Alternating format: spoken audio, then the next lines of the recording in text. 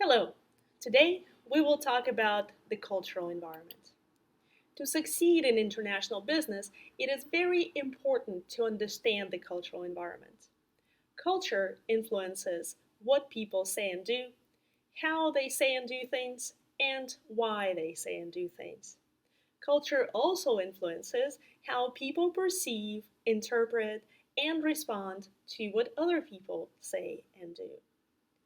A lack of cultural understanding may quickly result in an unexpected conflict or a lost business opportunity. So, what is culture? There are many definitions of culture, but most researchers would agree that culture is a learned behavior and a learned way of life shared by members of a group of people living in a single, related, independent community. Gerd Hofstede, who is an internationally acclaimed expert on culture, said that culture represents mental programming of the mind, which distinguishes the members of one human group from another and influences how a human group responds to its environment. Just like a computer program influences how a computer interprets input, processes the data, and responds with an output, culture also influences what people see, hear, and feel, how they process this data, and how they respond to it through feelings and behavior. Culture has a number of characteristics. Culture is learned. We're not born with it, and it is not passed in genes from our parents. We learn culture by observing our parents, teachers, family, friends, and other members of our communities. Culture also evolves, but it takes a long time to evolve, so culture is not easily modified, especially by external forces. It is impossible to change an entire country's culture overnight. Many customs and behaviors persist for centuries. Because culture influences people's behavior, it also influences various aspects of business and management.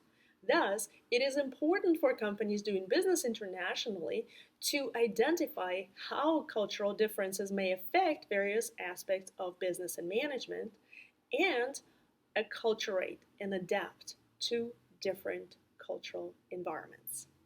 So, what are some of the elements of culture that people and organizations need to consider when doing business internationally?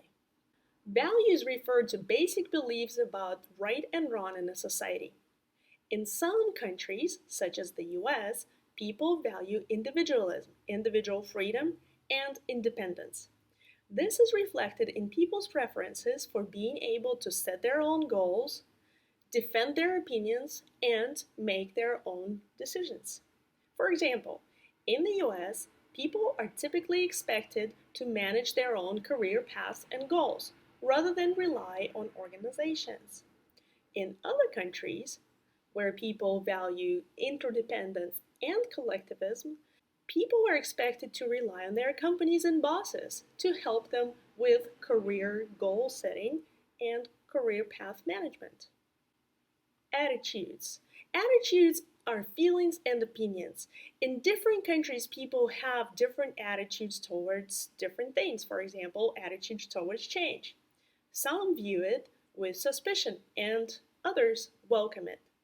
If an international business is looking to introduce a new product to the market in a different country, they need to consider people's attitudes towards change. Culture also influences language, including verbal communication, which includes the content of the message or what the message says, and nonverbal communication, which may include gestures, eye contact, body positions, and tone of voice. It is important to choose the right words and translate well when communicating with people from different cultures. When KFC opened in China, customers were confused because KFC's famous tagline, finger licking good, was translated roughly as eat your fingers off. One way to avoid these kinds of mistakes is to use back translation.